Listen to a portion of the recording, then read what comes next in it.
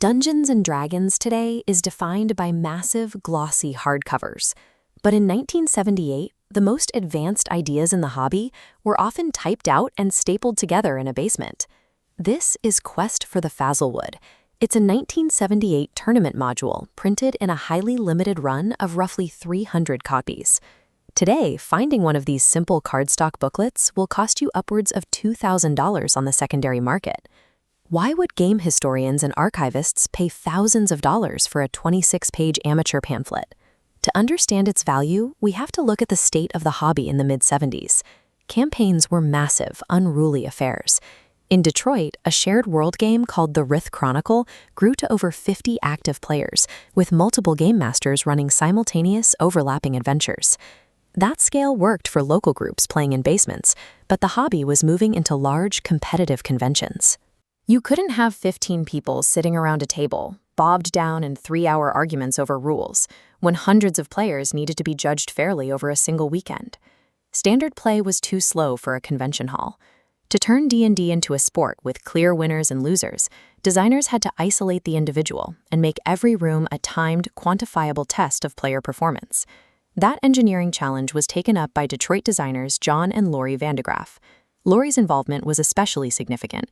She stands as one of the few prominent female co-designers in a hobby that was almost exclusively male at the time. Their solution for the WinterCon 7 convention was to strip away the traditional adventuring party entirely. Quest for the Fazzlewood forced a single player into an isolated one-on-one gauntlet against the Dungeon Master. With no group to help make decisions, the player bore the sole consequence of every move. They also imposed a 30-minute real-world tile limit.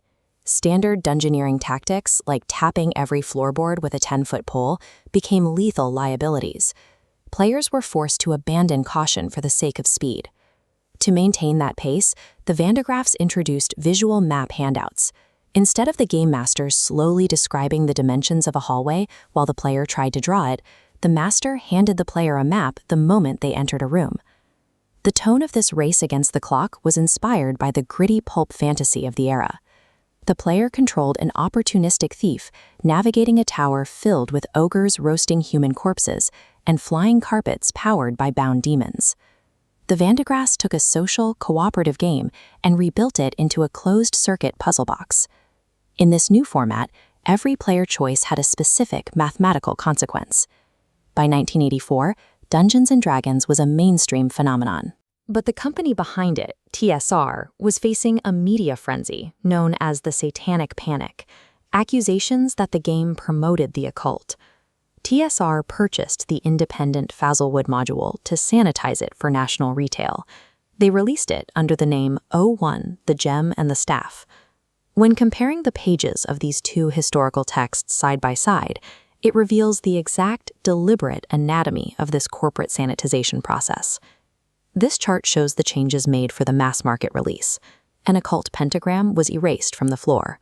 The bound demon powering a carpet became a generic poison trap, and the human body being roasted by ogres was changed to a generic piece of meat. The editors also removed the module's punitive scoring system. In the 1978 original, players could finish with a negative score for making poor choices. In the 1984 version, players could only accrue positive points. This editorial pass removed the punitive nature of the original design. By deleting the possibility of a negative score, TSR traded a high-stakes test of skill for a more forgiving experience geared toward retail customers. Corporate editing unintentionally broke the internal logic of the Vandegraafs' bespoke puzzles. This chart outlines a specific encounter in the Ogre Den. In 1978, the player was given the pyrotechnic spell. Casting it on the ogre's roasting fire created a blinding smokescreen, an elegant environmental solution to bypass the room. But the 1984 revision swapped it for phantasmal force. An illusion lacks the synergy of creating smoke from an existing fire. The intended puzzle was destroyed. By altering the mechanics to fit a standard list of spells, TSR removed the definitive solutions that made the original tournament fair.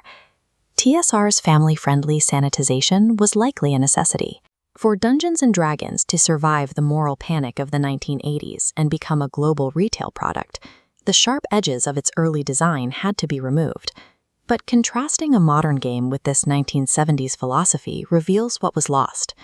the modern hobby largely moved away from the possibility of a mathematically negative performance.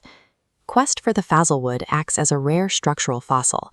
It captures the moment where independent ingenuity was forced to reconcile with commercial viability. The $2,000 price tag reflects the rarity of a document that captured the hobby's transition. This typewritten booklet represents the exact moment an independent design philosophy was exchanged for the conventions of the mass market.